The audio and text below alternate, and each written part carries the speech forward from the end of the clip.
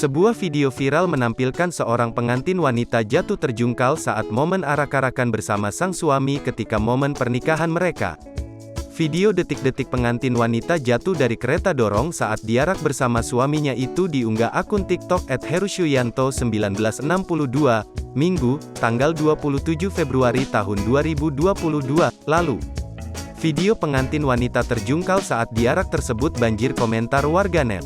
Banyak dari mereka malah salah fokus menyoroti sikap sang suami yang dinilai terlalu sibuk merekam video menggunakan handphonenya saat insiden terjadi.